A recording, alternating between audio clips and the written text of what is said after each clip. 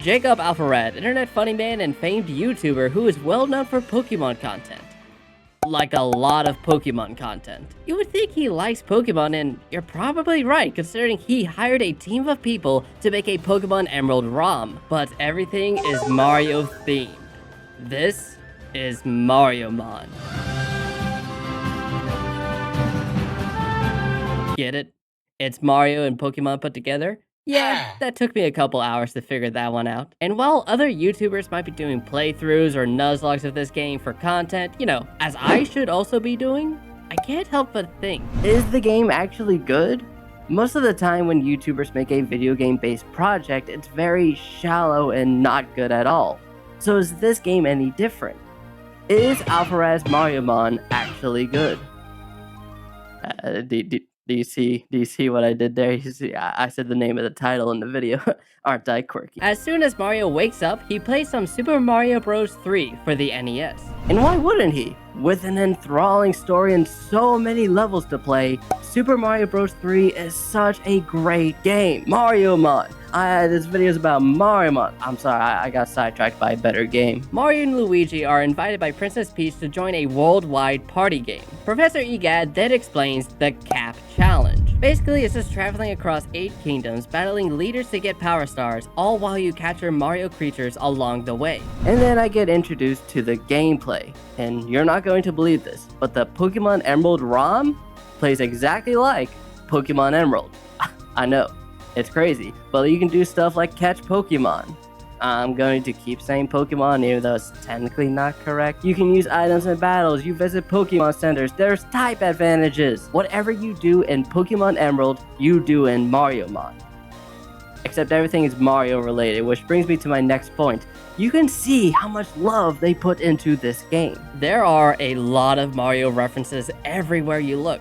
And every Mario game you can think of is represented here. You use Cappies as Pokeballs now. There are encounters ranging from Mario Wonder to Paper Mario. Little secrets for you to find, like how the blocks in the beginning are laid out just like in 1-1, and the game just looks great. Amazing sprite work for the environments, characters, and creatures.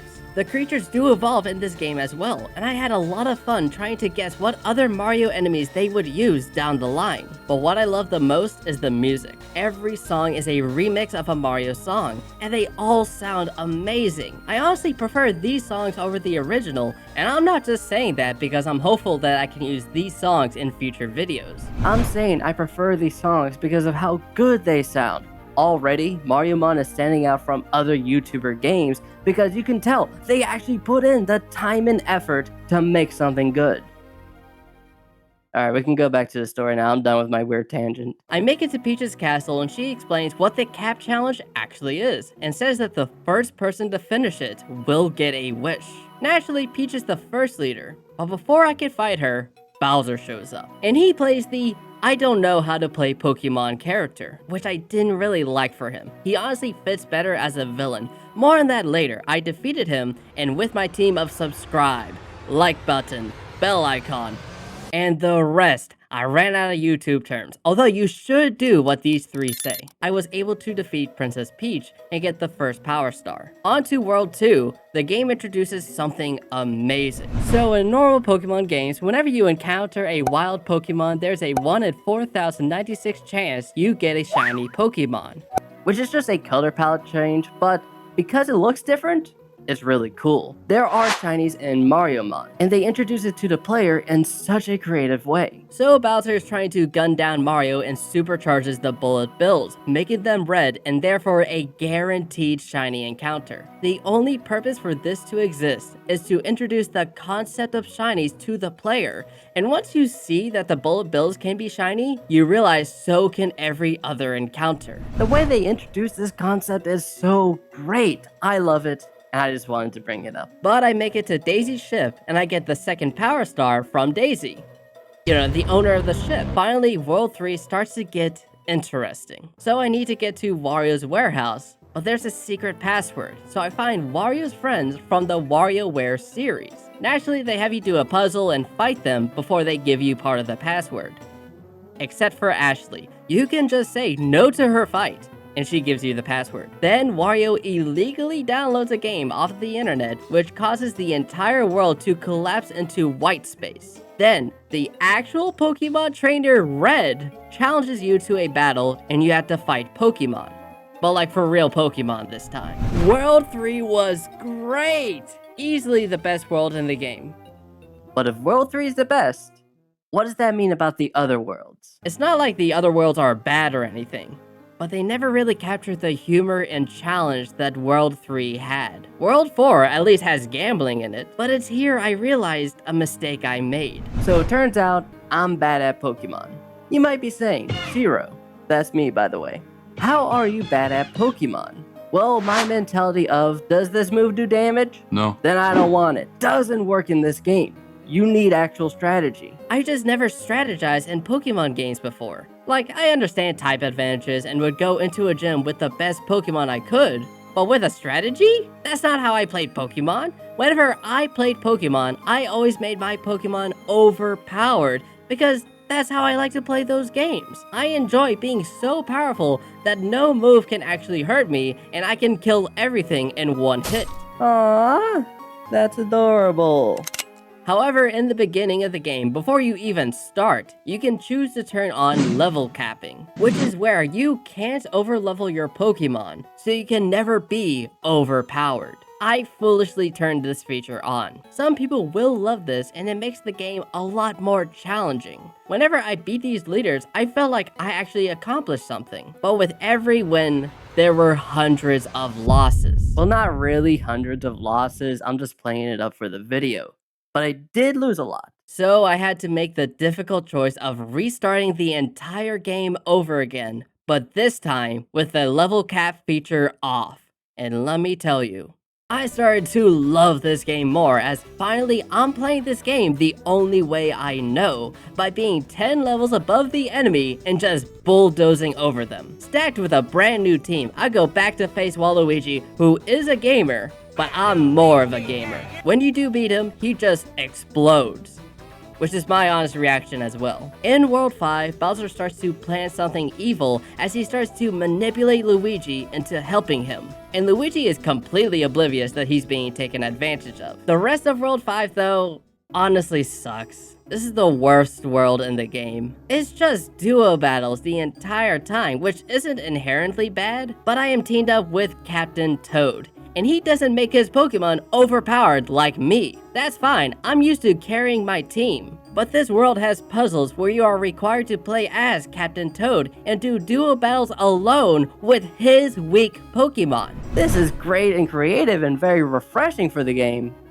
But Captain Toad is weak. I want my strong Pokemon back. I do beat Donkey Kong for the 5th Power Star and the pipe to World 6 is broken. So I make a quick detour to Tostarena, where I got lost.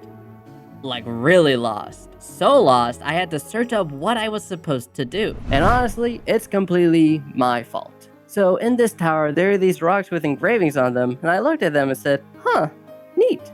And then nothing else. Didn't try to decipher it or anything, just left them completely alone.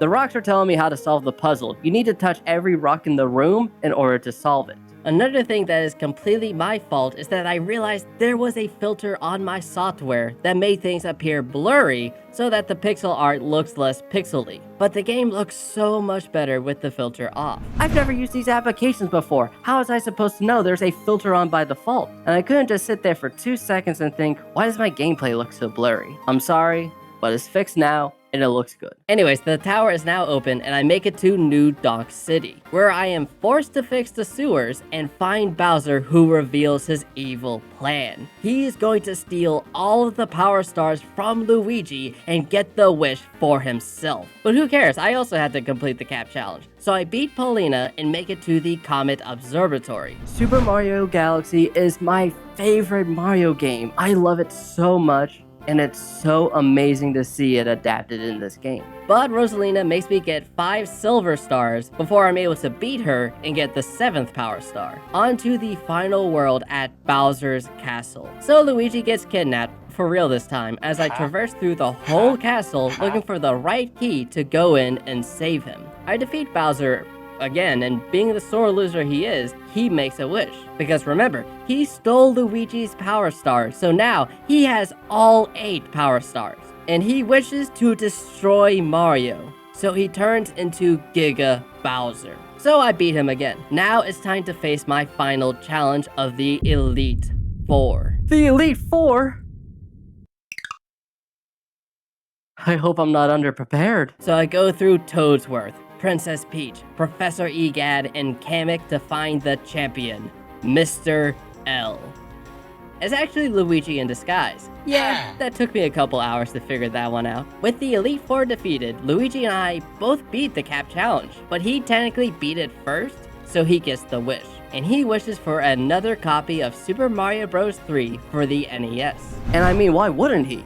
Super Mario Bros. 3 is such a revolutionary game. They introduced so many new mechanics that will become the cornerstones of future Mario games. Mariomon. This video is about Mariomon. Also pretty good. For a ROM of Pokemon Emerald, they actually made a full game. When making ROMs, people will run into some balancing issues, but Mariomon was actually really well balanced. I never thought, oh, this Pokemon is so overpowered, why wouldn't I have them on my team? It was always just have the Pokemon that you want to have. Mariomon is a lot harder than any other Pokemon game if you want it to be. You can choose to have a level cap so that you would have to use strategy instead of being able to brute force your way through. But I'm glad that they gave me the liberty to turn off the level cap and play the game the way I wanted to. The game is also funny. There are a lot of internet meme references, but even the original jokes in the game were funny. And it's such a beautifully made game. The visuals are stunning, the music is grand, the story not that well made. The Cap Challenge wasn't that interesting. And honestly, going to all of the gyms in a normal Pokemon game is never interesting to begin with. That's why Pokemon games have bad guys in them. The biggest issue I had was with Bowser. He is a fantastic villain, but it takes so long for him to become the villain. He plays the idiot rival who doesn't know how to play Pokemon in the beginning, and it's not until halfway through the game does he actually start doing bad things like kidnapping Luigi. Pokemon? That sounds like fun. I'll actually play along. That's it, I'm kidnapping Luigi. In every Pokemon game, you have the main villains to keep you motivated to move forward in the story so that you can stop them in the end. But there's just no villain for half of the story. I didn't feel motivated to continue the Cap Challenge out of my own volition, but the story does get good halfway through. It's just a very, very slow burn. Another thing I wanted to see was more evolutions, and this isn't a real complaint. I can understand where the issues come in. They are very limited with the amount of Mario enemies that they have, and yeah, there's a lot of Mario enemies, but then how do you make an evolutionary line that makes sense? What the hell is this? It just felt like most of the Pokemon only evolved once or just not at all. Again, I get why they were limited. It just would have been nice to see. But after playing this game, I sat down and realized something. People will often ask the question, if you could forget everything about a game so that you can experience it for the first time again, what game would that be?